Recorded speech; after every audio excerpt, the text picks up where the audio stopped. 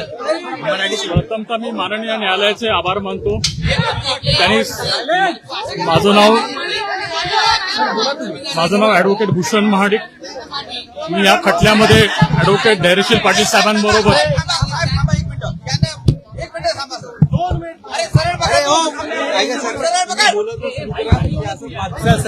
या खटल्यामध्ये सुरुवातीपासून ऍडव्होकेट धैर्यशील पाटील साहेबांबरोबर मी काम केलेलं आहे, पाहिलेलं आहे.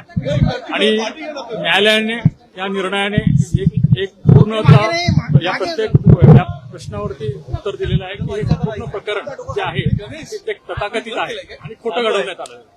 त्यामुळे न्यायालयाने आज जो निकाल दिलेला आहे तो सर्व साक्ष पुराव्याच्या आधारे दिलेला आहे. तो सर्व गोष्टींचं संकलन करून दिलेला आहे. आणि मुख्यतः हा गुन्हा जो करण्यात आला त्या गुन्ह्याचे खरे जे सूत्रधार आहेत त्यांना बाजूला ठेवून राजकीय दृष्टी डॉक्टर साहेबांना त्रास देण्यासाठी हा यंत्रणेचा वापर करून राजकीय लोकांनी वापर करून हा खोटा खटला दाखल केला. नेमका कोर्टाने आज काय काय टिप्पणी केली, काय काय सांगितलं थोडक्यात सांगा. माननीय न्यायालयाने प्रखरपणे सांगितलं की हा माफीचा साक्षीदार जो आहे पारसमल जैन ह्याच्यावरती कुठल्याही प्रकारे साक्ष ठेवता येत नाही. ह्याच्यामध्ये गोवण्यात आलेलं आहे. ह्याच्याकडनं साक्ष करण्यात घेतली आहे आणि वेळोवेळी आपल्या तथाकथित कहाण्या हे बदलत आलेलं आहे. प्रथमतः तो वेगळी कहाणी सांगतो. त्यांनी एवढंही क्लिअरली सांगितलं की मला 2009 मध्ये मला राकेश मारियाच्या सांगण्यावरनं आणि क्राईम ब्रांचच्या अधिकाऱ्यांनी खोट्या गुन्ह्यामध्ये मला गोवलं. त्याच्यामध्ये माझी बेदम मारहाण केली, मला टॉर्चर करण्यात आलं. आणि त्या अनुषंगाने नंतर जेव्हा मी ह्याचा कबुली जबाब दिला किंवा मी ह्या गुन्ह्यामध्ये माझ्या कटाचा कबुली हे केलं त्यावेळी मला सगळ्या दृष्टिकोनातून माझी हे करण्यात आली असं त्यांनी प्रखरपणे सांगितलेलं आहे. आणि प्रथमतः ह्याच्यामध्ये हा खटला 2006चा हा गुन्हा आहे. ह्याच्यामध्ये आपल्याला पार्श्वभूमी सांगतो. 2006 मध्ये ही घटना घडली 2006 मध्ये ह्याच्यामध्ये तपास कळंबोली पोलीस करत होती. कळंबोली पोलिसांनी 1.5 वर्ष तपास केला. त्याच्यानंतर हा तपास क्राईम ब्रांच नवी मुंबई यांच्याकडे वर्ग करण्यात आला. कुणाच्या सांगण्यावरनं करण्यात आला तर मयताच्या नातेवाईकाच्या सांगण्यावरनं करण्यात आला. मग काय झालं त्याच्यानंतर 2008 मध्ये, कारण हे प्रकरण फार जुनं आहे, 2008 मध्ये माननीय उच्च न्यायालयामध्ये आनंदी देवी जे पवनराजेच्या पत्नी आहेत त्या उच्च न्यायालयात गेल्यात. त्यांनी ह्या प्रकरणामध्ये एक तानाजी पाटील, आपल्याला माहित असेल तानाजी पाटीलची नार्को ही पूर्णपणे मीडियावरती दाखवण्यात आली. आणि उच्च न्यायालयात प्रकरण पेंडिंग असताना ही नार्कोची सीडी जी आहे ती बाहेर मीडियाकडे लीक करण्यात आली. त्याची डॉक्टर साहेबांवरती एक संशयाचं वातावरण तयार करण्यात आलं. आणि त्या वातावरणाच्या आधारे त्यांनी उच्च न्यायालयांकडनं असं हे दाखवलं की बघा हे एक सिनियर मंत्री आहेत, कॅबिनेट मिनिस्टर आहेत आणि आम्हाला न्याय मिळणार नाही आणि म्हणून सीबीआयकडे वर्ग करावा. मग सीबीआयने काय केलं, ऑक्टोबर 2008 मध्ये माननीय उच्च न्यायालयाने सर्व कागद जे आहे ते सीबीआयकडे हँडओव्हर करा, हस्तांतरित करा म्हणून सांगितलं. सीबीआयने 2009 पर्यंत काही केलं नाही. पण त्याच्या आधी सीबीआयकडे ही केस म्हणजे 2008 मध्ये ऑर्डर झाल्यानंतर सुद्धा मे 2009 मध्ये ही कहाणी फेब्रुवारी 2009 मध्ये सुरू होते. आनंदीबाई पुन्हा कोर्टात जाते, माननीय उच्च न्यायालयात विनंती करते की ह्या प्रकरण अजून सीबीआय याच्यामध्ये करत नाहीये, कारण त्यांना तोपर्यंत कुठलाही पुरावा, कुठलाही सुराग, कुठलाही तथाकथित डॉक्टर साहेबांपर्यंत जोडता येत नव्हतं. मुख्यतः राकेश मारियाच्या क्राईम ब्रांचने जेव्हा राकेश मारिया जॉईंट सीपी होते आणि राकेश मारियांना साक्षीदार म्हणून तपासण्यात आलं तर राकेश मारियाने ह्या जैनला मी ओळखत नाही आणि जैनला फक्त त्यांनी एवढं सांगितलं की माझ्या अधिकाऱ्याने 3-4 गुन्ह्यामध्ये त्याचा ताबा घेतला. त्यामुळे 19 एप्रिल 2009 त्यांनी मला खुलासा माझ्या अधिकाऱ्यांनी सांगितलं की असं जैन हा व्यक्ती हा सांगतोय. नुकतंच फक्त त्याचं तथाकथित म्हणणं होतं आणि पहिल्या दिवसापासून हा धादांत खोटं बोलणारा व्यक्ती आहे. राकेश मारियाने 5 मे 2009 पत्र लिहिलं. Rakesh Maria joint CP crime होते तर त्यांनी कमिशनरला न कळवता, होम मिनिस्टरला न कळवता, मुख्यमंत्र्यांना न कळवता हे पत्र राकेश मारियाने डायरेक्टली सीबीआयला पत्र लिहिलं. त्याचा काही संबंध नसताना राकेश मारियाने का हस्तक्षेप केला त्याचं कारण समोर आली पाहिजे, त्याची चौकशी झाली पाहिजे.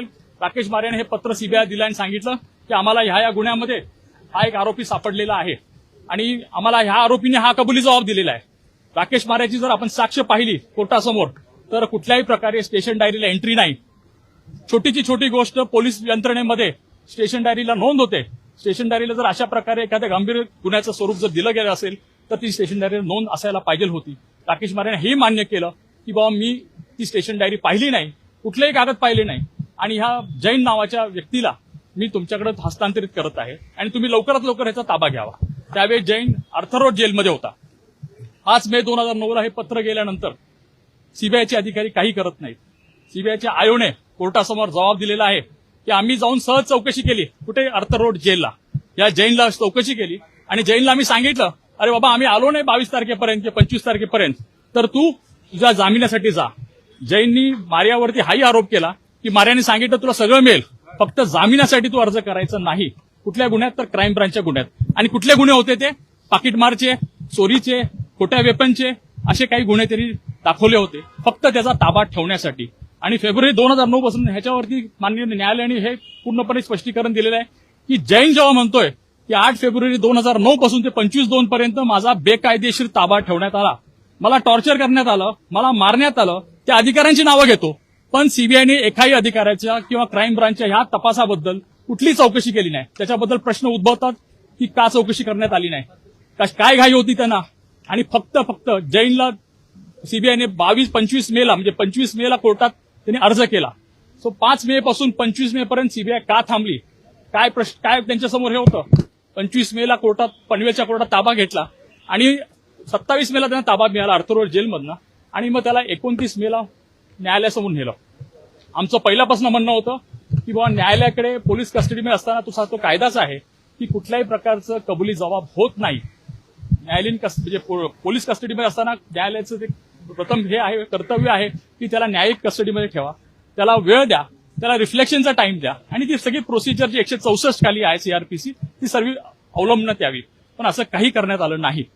मग ह्याच्यामध्ये जसं न्यायालयाने सांगितलेलं आहे आणि जे रेकॉर्डवर आहे त्याच्या कबुली जबाबमध्ये काही एक उल्लेख नाही. डॉक्टर साहेबांचा उल्लेख नाही, डॉक्टर साहेबांच्या बद्दल उल्लेख नाही किंवा त्यांना भेटल्याचा उल्लेख नाही. मग हा काय करतो, हा म्हणजे त्याच्यानंतर त्याच्या कबुली जबाबानंतर 29 मेला आहे त्याचा कबुली जबाब जो काय घेतलेला आहे तो डिफेक्टिव्ह आहे हे न्यायालयाने त्याचं स्पष्टीकरण केलेलं आहे. पण नुसतं त्याच्यावर नाही तर त्याला 2 दिवसामध्ये त्याच्या कबुली जबाबावर सगळ्या आरोपींना अटक होते, प्रामुख्याने डॉक्टर साहेबांना. आणि अटक करणे हाच एक त्यांचा उद्देश होता, हाच एक त्यांचा मुद्दा होता. त्यांना तिथेच डॅमेज करायचं होतं डॉक्टर साहेबांना. कारण तुम्हाला माहिती असेल मे 2009 मध्ये डॉक्टर साहेब लोकसभेचे खासदार म्हणून निवडणूक लढले, निवडून आले आणि केंद्रामध्ये मंत्री होणार होते. तर त्यांना कुठेतरी थांबवण्यासाठी त्यांच्यासाठी ह्या सगळ्या गोष्टी करण्यात आल्या आणि मग त्यांचं त्या प्रकारे हे केलं.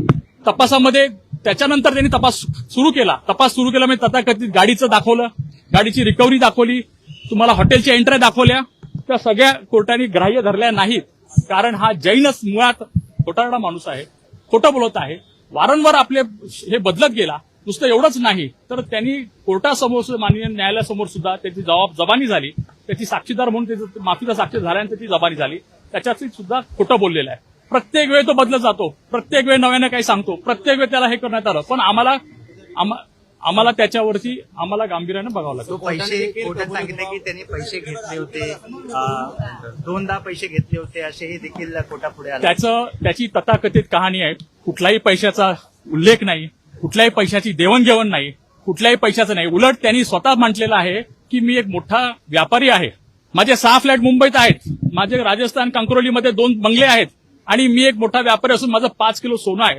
तेवढंच नाही तर मी पोलिसांचा स्पेशल खबरी आहे, माझ्याकडे पोलिसांची लायसन्स गन आहे, पोलिसांनी ठाणे पोलीस कमिशनर आणि मी एन्काउंटर किलिंग सुद्धा केलेले आहेत. अशाबद्दल सुद्धा न्यायालयाने त्याचं विस्तृत हे केलेलं आहे की ह्याचं बॅकग्राऊंड बघा, ह्याला सगळ्या गोष्टी माहीत होत्या, ह्याला पोलिसांची प्रोसिजर माहीत होती, पोलीस कस्टडी घेतात कसे माहिती होती, पोलीस एन्काउंटर कसे करतात ते माहिती होते. त्यामुळे ह्या सगळ्या गोष्टी त्यांनी सगळ्या खोट्या कोर्टासमोर आणलेल्या आहेत. सर, एक महत्त्वाचा प्रश्न, ओमराजे निंबाळकर म्हणतात की या निकालाला हायकोर्टामध्ये ते अपील देणार आहेत, आव्हान देणार आहे, तर त्याकडे तुम्ही कसं बघता, सुद्धा तुमची बाजू कशी आहे? एक प्रश्न पहिली गोष्ट म्हणजे प्रथमतः प्रत्येकाला न्याय मागण्याचा अधिकार आहे, तो त्यांनी वापरावा, त्याच्याबद्दल आमचं म्हणणं नाही. पण आज काय झालं, तुम्ही परवाचं जे दाखवलं आणि मीडियामध्ये आलं की त्यांनी स्वतः सांगितलं की माझा राजकारणाचा जन्मच ह्याच्यावर झाला. आता मी म्हणेल की आता राजकारण पण ह्याच्यावर संपणार. जेव्हा ही केस संपलेली आहे त्याचं राजकारणचं भांडवली संपलेलं आहे आणि इथून पुढे म्हणजे आम्ही तिथेही थांबणार नाही. तर ह्याच्यामध्ये खरे मारेकरी कोण होते हा तपास कुठे डायव्हर्ट करण्यात आला, हा जैन नावाचा व्यक्ती कुठून आला, कुणाच्या सांगण्यावरनं आला, कशा पद्धतीचे पुरावे का कोर्टाच्या सांगण्यावर गोळा करण्यात आले, याच्यामध्ये कुणाचा काय उद्देश होता आणि डॉक्टर साहेबांच्या बद्दल का डॉक्टर साहेबांना हे करण्यात आलं. कारण गेलं राजकारण तुम्ही पाहिलेलं आहे, हे सगळ्या इलेक्शनमध्ये हाच विषय, डॉक्टर साहेबांची बद्दल विषय करणं, हा गुन्ह्यासंदर्भातला विषय करणे आणि हा संदर्भ घेऊन प्रत्येक इलेक्शनमध्ये लोकांसमोर पुढे जाणं. थँक्यू. हॅलो हे हिंदी क्या एक मिनिट, हे बाकीचे बघून घ्या.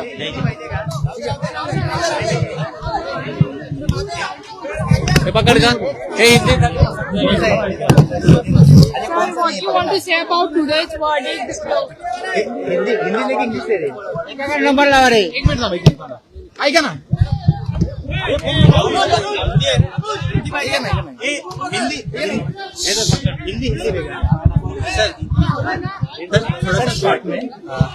सर आज कोर्ट ने तीनों मतलब सभी आरोपियों को बाइज्जत बरी कर दिया. क्या कुछ अहम बातें कोर्ट ने कही और जिसके आधार पर कोर्ट ने आरोपियों को बाइज्जत बरी कर दिया?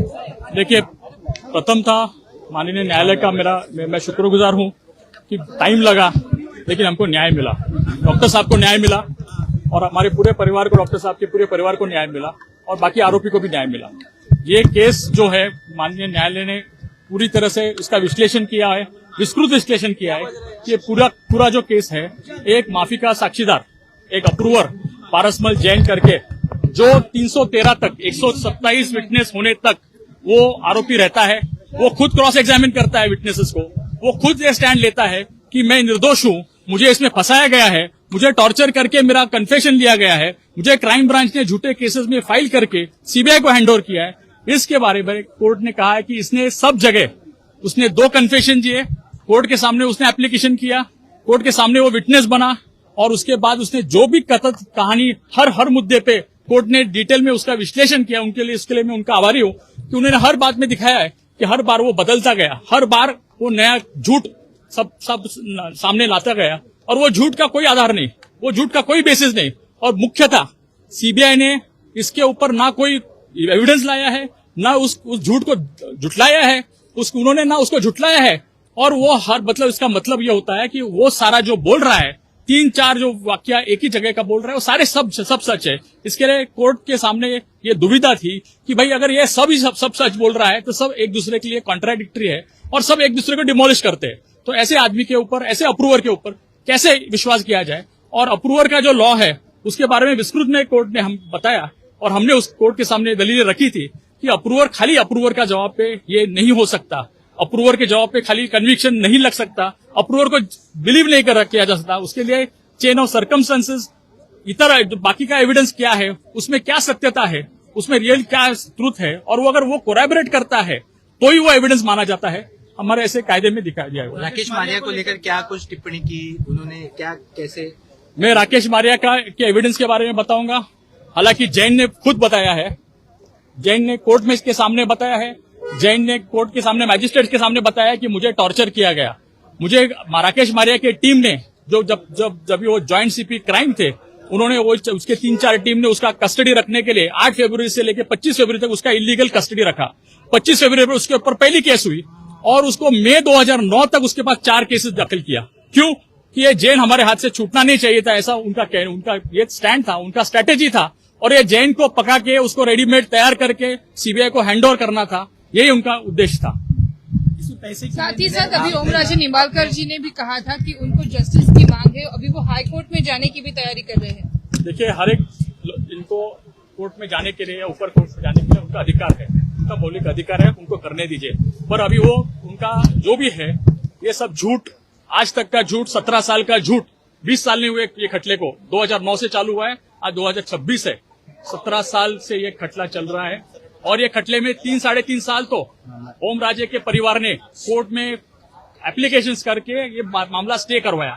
ये इधर तक नहीं, वो सुप्रीम कोर्ट में जाके बोले कि ये खटले को यूपी और बिहार में चलाओ, और बाद में 1-1.5 साल के बाद बोलते कि अभी वो बॉम्बे में चलाओ. ऐसे करके उन्होंने जितना कोशिश कर सकते थे उतना ये खटले को उन्होंने डिले करवाया, लेकिन फिर भी हमको जस्टिस मिला, उसका हमें आनंद है. मैं राजकारण में आया हूँ, पॉलिटिक्स में आया हूँ, जस्टिस मिलने के लिए, ऐसा वो कह रहे थे. साथ ही साथ उसने ऐसा नहीं कहा जो परसों का मैंने आपके इलेक्ट्रॉनिक मीडिया से सुना. वो बोला मेरा राजकारण में जन्म ही मेरा ये केस में हुआ, मतलब ये केस का मुझे इतना फायदा हुआ कि मेरे 3 इलेक्शंस, 2 लोकसभा और 1 असेंबली इलेक्शंस में निकल गया। अभी उसके ऊपर आगे प्रश्न रहेगा कि आगे का इलेक्शन में 2029 में करूंगा किसके ऊपर और किस मुद्दे पे करूंगा, क्योंकि ना विकास का मुद्दा रहेगा उसका, ना कुछ उसने कुछ काम किया होगा, उसके ऊपर उसको जनता के पास जाना होगा, जनता डिसाइड करेगी कि उसको चुन के देना है कि नहीं देना है। सर आप कह रहे थे कि राकेश मारिया को ने जब इनको पकड़ा तो राज्य सरकार, कमिश्नर किसी को इन्फॉर्म न करके सीधे सीबीआई को पत्र, वो क्या आप है? राकेश मारिया का जो लेटर देखेंगे एग्जिबिट 833 जो कोर्ट के रिकॉर्ड में है और राकेश मारिया की साक्ष्य है, उसकी सर्टिफाइड कॉपी भी आपको मिल सकती है। उसने क्लियर लिखा है कि ये जो भी मुझे बताया गया, मैंने मेरे हिसाब से जो मुझे लगा मैंने मेरे इन्फॉर्म कर दिया। ना इसका कोई लिखा पढ़ी किया, ना इसको किसी को इन्फॉर्म किया, ना कुछ किसी को बताया। मतलब वो ज्वाइंट सीपी थे, ज्वाइंट सीपी एक कमिश्नर ऑफ पुलिस के नीचे काम करता है, डीजीपी के ऑफिस के नीचे काम करते हैं, होम मिनिस्टर के अंडर काम करते हैं। और ये राकेश मारिया को क्या इतना इंटरेस्ट था कि उसको अपने अधिकार का, ज्वाइंट सीपी क्राइम करके अधिकार का, उसको सीबीआई को डायरेक्ट लेटर लिखना था। एक मिनिट, बाबा